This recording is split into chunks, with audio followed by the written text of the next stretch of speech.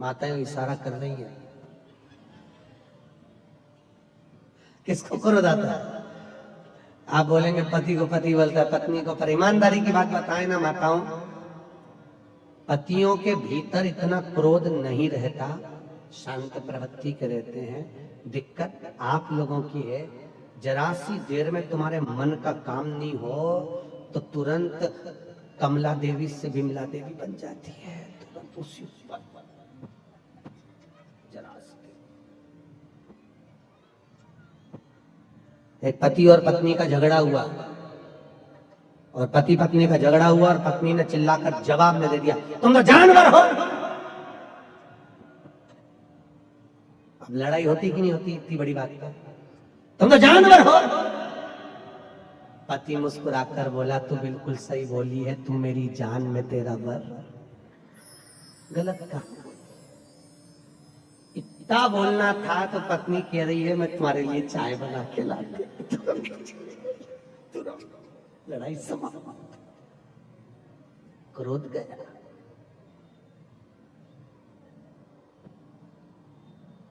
क्रोध समाप्त। आज हम उनके यहाँ गए थे, क्या नाम उनका, नाना भाई के यहाँ, पानी वालों के यहाँ, तो उनके यहाँ वो वकील साहब मिले थे। तो वकील साहब बोले, गुरुजी उनकी धर्म पत्नी आई प्रणाम करने के लिए। तो वकील साहब बोले, ये मेरी धर्म पत्नी है। हमने कहा कथा का असर हो गया।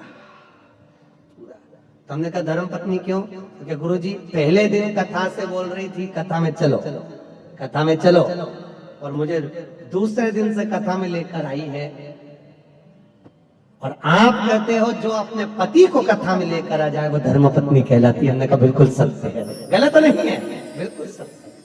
धर्म के पथ पर चलना सिखाइए महाराज, धर्म के, धर्म के।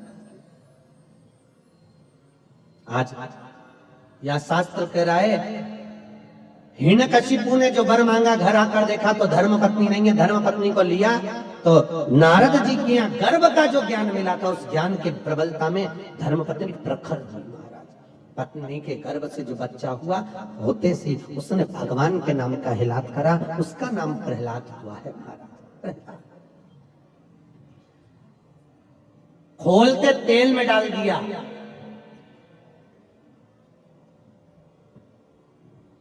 पर्वत से नीचे फिगवा दिया, समुद्र के अंदर डलवा दिया, तो भी प्रहलाद नहीं माना। आखिरी में हिरण्यकशिपु ने अपनी बहन को बुलवाया। क्या नाम था उसकी बहन का? जम के बोलो जरा। होलिका। कौन से महाराज ने बताया कि हिरण्यकशिपु की बहन का नाम होलिका था? क्या नाम था? डूंडा। हिरण्यकशिपु की बहन का नाम था डूंडा। कौन थी ये प्रहलाद की? हिरण्यकशिपु की बहन, प्रहलाद की बुआ। आप में से कितनी बुआ बैठी है? बुआ कितनी है? सब बुआ हो ना? अरे बोलो तो, हो सब बुआ? तो बुआ ऐसी होती है कि अपने भतीजे को आग लगा दे? अरे बोलो तो, होती है ऐसी? नहीं। प्रहलाद को गोदी में लेकर डूंडा बैठ गई, उसके पास ब्रह्मा जी की दी हुई एक चादर थी। हिरण्यकशिपु ने कहा इसको ओढ़ कर बैठ जाना, तू जलेगी नहीं, तेरा भतीजा जल जाएगा। डूंडा चादर ओढ़ कर बैठी, प्रहलाद को गोदी में रखा, चारों तरफ से जब आग लगी डूंडा को लगा मेरा भतीजा जल जाएगा।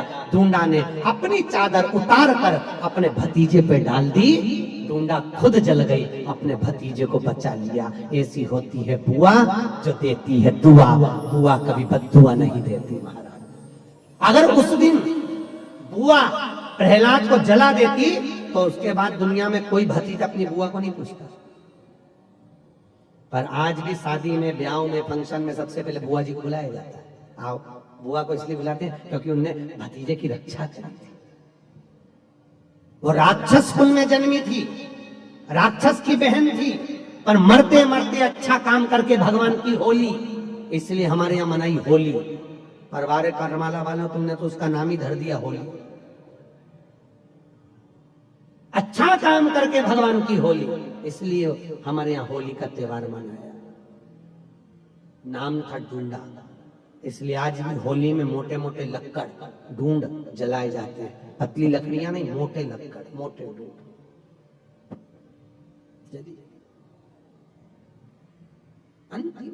प्रहलाद से पूछा ये ज्ञान इसको आया कहां से? गुरु जी से पूछा इसको ज्ञान कहां से है? तो ये गर्भ का ज्ञान, गर्भ का ज्ञान कोई साधारण है क्या? गर्भित ज्ञान, प्रथम ज्ञान होता है गर्भ का ज्ञान। माता कहती हैं गर्भवती नारी को भजन करना चाहिए। कथा सुन, हम एक बार पंढरपुर में कथा करने आए थे, लगभग 17-18 साल पहले की बात होगी। कथा करने के लिए आए थे, माहेश्वरी भवन में कथा थी। अभी उस दिन हम लोग गए थे तो हम माहेश्वरी भवन में ठहरे थे महाराज। माहेश्वरी भवन में कथा थी, माहेश्वरी समाज ने कराई थी, सोमानी संगमनेर के उन्होंने कराई थी। कथा में एक बहू आकर बैठी, उसने कहा गुरु जी कल आप हमारे यहाँ आना। जैसे कई लोग कहते हैं ना हमारे यहाँ पधार जो, आज हम एक दो जगह गए तो आप हमारे यहाँ पधारना। हमने कहा ठीक है आएंगे दीदी, जरूर आएंगे। हम गए उनके यहाँ गए, उसने सेब कतर के रखे थे, काट के रखे थे। उनका एक लड़का था 12 साल का, वो सेब उठा के ले गया। उसने ड्राई फ्रूट सला कर रखे, काजू बादाम पिस्ता, और पूरी प्लेट लेके भाग गया। थोड़ी देर बाद उसकी माँ ने चांदी के गिलास में दूध भर कर रखा, वो गरम की गरम दूध ले जाकर गटर गटर पी गया।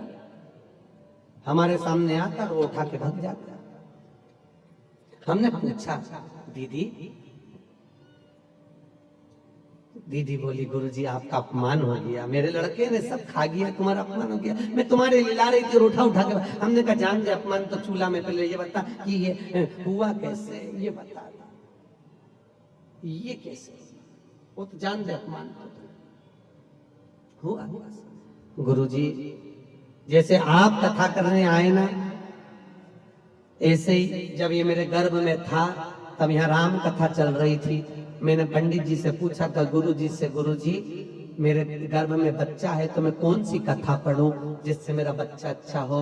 राम कथा वाले महाराज ने कहा था सुंदर कांड पढ़। गुरुजी जब ये गर्भ में था इतने सुंदर कांड के पाठ करे, इतने पाठ करे, ऐसी औलाद पैदा हुई। सकनी नहीं बैठे, ये पाठ का बड़ा असर है। आज के जमाने में जो औलाद होती है ना, ये टीवी देख देख के पैदा होती है, क्योंकि डॉक्टर बोल देते बेड रेस्ट, डॉक्टर बोलते बेड रेस्ट, पलंग पे पड़ी रहो, दिन भर टीवी देखती रहो। 24 घंटा टीवी देखे, गर्भ में जो बच्चा था वो टीवी देखता रहा। माँ के दृष्टि से बच्चे ने टीवी देखी। अब बच्चा जन्म लिया तो दिन भर, क्योंकि वो टीवी में नाटक देखे, नाटक में ऐसा कोई नाटक ही नहीं जिसमें कहीं का हंसता दिखे। पूरे नाटक में देख लो कहीं ना कहीं की 24 घंटे रोती ही मिले। नाटकों में, सीरियलों में रोए और नाटक देख के औलाद पैदा हुई। अब घर की बूढ़ी बूढ़ी माताएं कह देती है, कहने में चुपती थोड़ी ना माताएं, तुरंत बोलती है भैया हमारी भी 5-5 औलाद थी, हमारी भी 4-4 औलाद थी, खिला दो पटक दो, खेलती रहे। और हमारी बहू ने ऐसी औलाद पैदा करी, एक करी वो भी ऐसी करी, दिन भर पे करे, दिन भर माए कहने में कोई चूकता नहीं, तुरंत बोल देते। अब प्रहलाद गर्भित ज्ञान इतना प्रबल था। हिरण्यकशिपु ने पूछा क्या इस खंबे में तेरा भगवान है? हाँ खंबे में। खंबे पर गदा का प्रहार करा, टूट कर नीचे गिरा। नरसिंह भगवान प्रकट हो गए।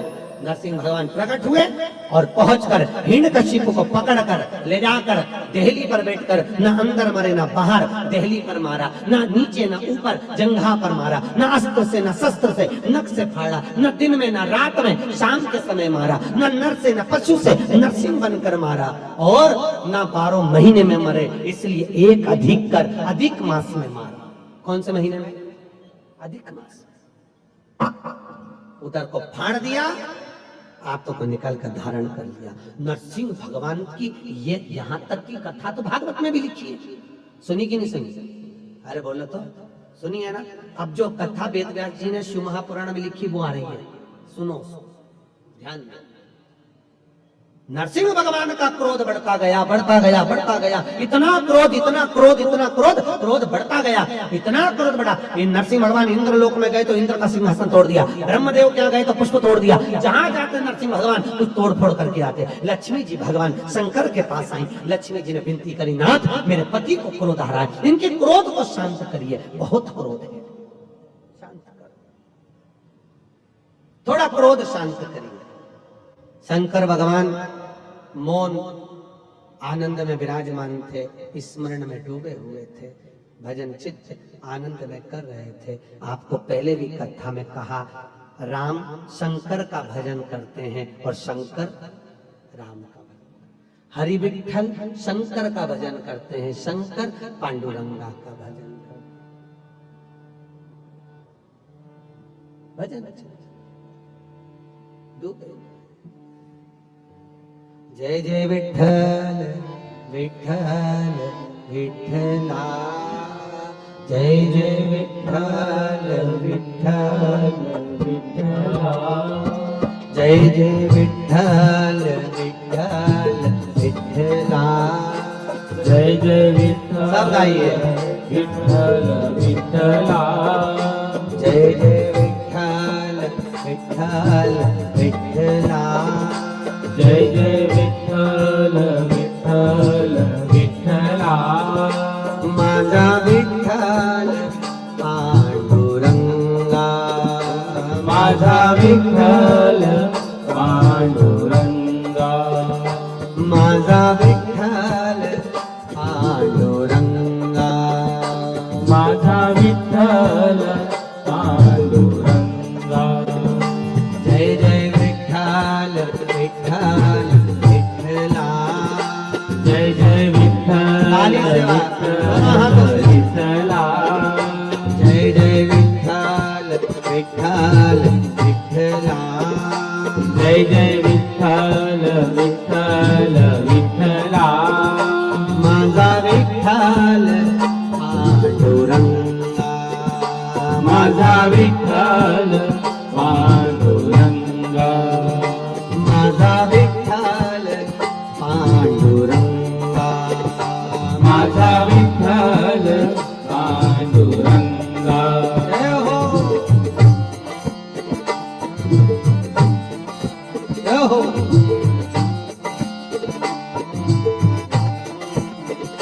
जय जय विठ्ठल विठ्ठल विठ्ठला, जय जय विठ्ठल विठ्ठल विठ्ठला, जय जय विठ्ठल विठ्ठल विठ्ठला, जय जय विठ्ठल विठ्ठल विठ्ठला, माझा विठ्ठल पांडुरंगा, माझा विठ्ठल पांडुरंगा, माझा विठ्ठल पांडुरंगा, माझा विठ्ठल पांडुरंगा, जय जय विठ्ठल विठ्ठल विठ्ठला, जय जय विठ्ठल विठ्ठल विठ्ठला, जय जय विठ्ठल विठ्ठल विठ्ठला, जय जय विठ्ठल विठ्ठल विठ्ठला, जय जय विठ्ठल विठ्ठल विठ्ठला, जय जय विठ्ठल विठ्ठल विठ्ठला, माझा विठ्ठल पांडुरंगा, माझा विठ्ठल पांडुरंगा, ओ माझा विठ्ठल पांडुरंगा, माझा विठ्ठल पांडुरंगा। जय हो।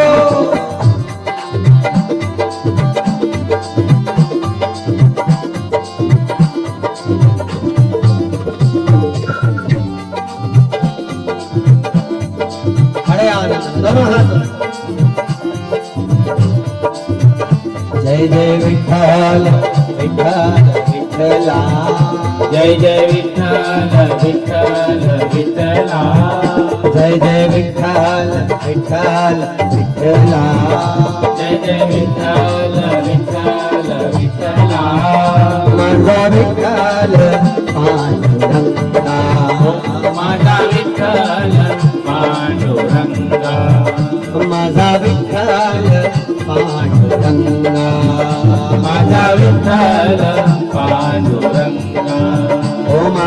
विठ्ठल पांडुरंगा, माझा विठ्ठल पांडुरंगा।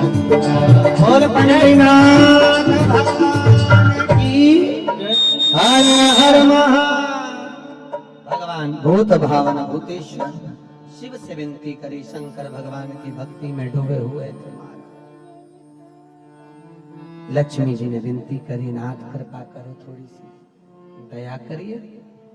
भगवान ने पूछा क्या? मेरे पति को क्रोध आ रहा है, उनका क्रोध शांत कर दीजिए। शंकर भगवान ने सारे देवताओं को बुलाकर कहा, नरसिंह अवतार कोई साधारण सा अवतार नहीं है जिसका क्रोध शांत कर दिया। तो फिर क्या करा जाए? शंकर भगवान बोले, मैं शरम्भ पक्षी का रूप धारण करूंगा। कौन सा पक्षी? शरम्भ, गिद्ध जैसा एक पक्षी होता है जिसका नाम है शरम्भ। शरम्भ गरुण जैसा स्वर। पक्षी तीर्थ गए हो? अरे बोलो तो, पक्षी तीर्थ गए हो कभी? है कोई गया?